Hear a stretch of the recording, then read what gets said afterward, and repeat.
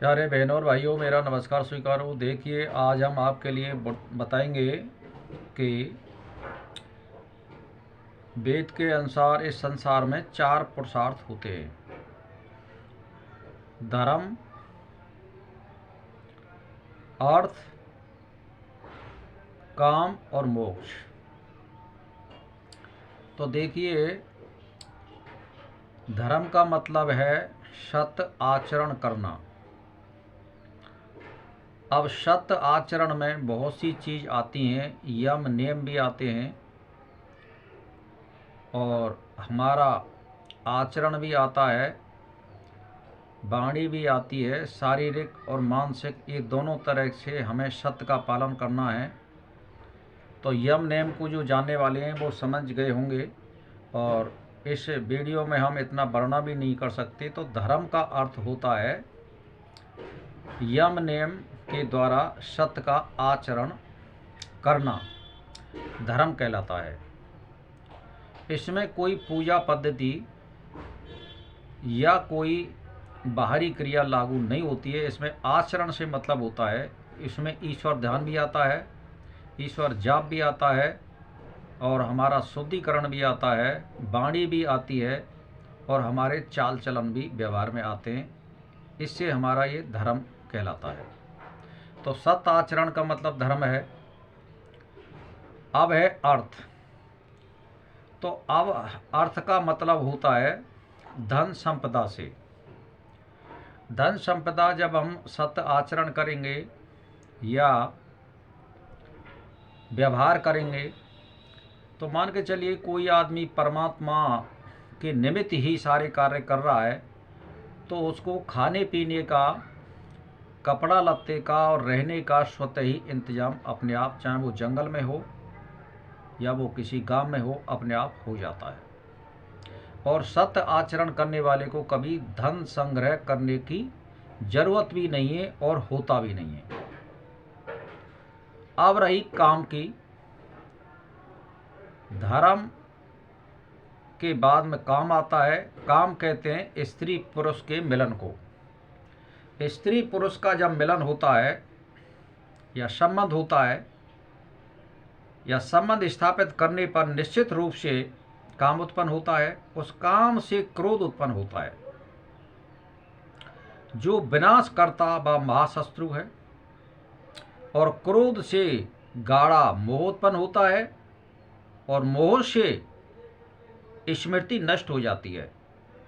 इस प्रकार स्मृति के विनाश होने पर बुद्धि का विनाश होने लगता है। अब बुद्धि विनष्ट होती है तब पुरुष का विनाश हो जाता है। इसीलिए साधक को अपनी बुद्धि को सुरक्षित रखकर उसमें, यानी उससे मूलाधार स्थित ब्रह्म मंडल से महाविष्णु के चरण कमलों का ध्यान कर सिद्धि प्राप्त करनी चाहिए, यानी पहली सीढ़ी पे आ जाना चाहिए। अगर वो काम वाले स्थान पर मौजूद है, यहाँ से उसकी शुरुआत होगी। तो सर्वप्रथम हृदय में शांति होने लगे तो ईश्वर की कृपा का चिन्ह समझना चाहिए, क्योंकि शांति से ज्ञान होता है और ज्ञान से ही मोक्ष प्राप्त होता है। अगर ज्ञान प्राप्त नहीं होगा तो आपको इस संसार में सब शून्य है। जैसे मान के चलिए, इस संसार में ज्ञान होता है, वो ही कर्म करता है और वो ही ईश्वर को प्राप्त करता है और वही आचरण प्राप्त कर सकता है। अगर ज्ञान नहीं होगा तो ये चारों पुरुषार्थ समाप्त हो जाएंगे। जैसे मान के चलिए, एक मनुष्य तो ऐसा होता है कि दूसरे लोगों का पालन कर रहा है, अपना पालन कर रहा है, और केवल अपनी बुद्धि और दिमाग से। और एक मनुष्य ऐसा है जो रोडों पे डोल रहा है, उसको ना नहाने का ज्ञान ना खाने का ज्ञान। तो वो कौन है?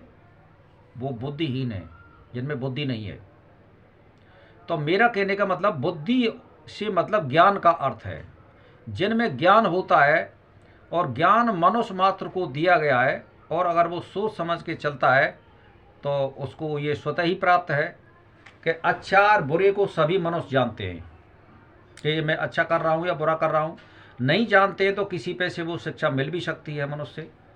तो कहने का मतलब ये हुआ कि अगर तुम काम पे विजय प्राप्त करते हैं तो फिर मोक्ष का अधिकारी बन जाता है। ये तीसरी स्टेज की बात है। जिसने काम को वश में किया है वो योगी बन जाता है और योग से ज्ञान प्राप्त होता है। अच्छा और बुरा क्या होता है उसको ये ज्ञान हो जाता है और ज्ञान से ही मोक्ष प्राप्त होता है। यानी वो बंधन से मोक्ष हो जाता है, आत्मा स्वतंत्र हो जाती है और वो परमात्मा के सानिध्य में स्वच्छंद विचरण करने का उसको अधिकार प्राप्त हो जाता है, बहुत लंबी दीर्घायु तक। और फिर कभी जब मोक्ष के बाद में उसका नंबर आएगा तो फिर दोबारा स्थापित हेतु उसको पुनर्जन्म मिलेगा, कितने कल्पों और कितने महाकल्पों के बाद। तो मेरा कहने का मतलब ये है कि आप काम को वश में करने के लिए अपनी इंद्रियों का दमन कीजिए और यम नियम का पालन करिए। इसी में सब कुछ पुरुषार्थ है। बाहरी क्रिया करने से आपको कुछ नहीं मिलेगा। केवल आचरण को ही धर्म कहते हैं। वेद पढ़ना या पढ़ाना ये केवल हमारी एक सहायक वृत्ति है। हमको सोच समझ के कार्य करना चाहिए, उसी में हमें सब कुछ मिलेगा। तो भाई और बहनों, मैं तो यही बात कहता हूँ, काम को बस में करिए और योगारूढ़ होइए और ज्ञान प्राप्त करिए और मोक्ष प्राप्त करिए। और अगर तुम इसको प्राप्त करोगे तो सब कुछ मिल जाएगा। बस इसी के साथ मेरा नमस्कार स्वीकार हो।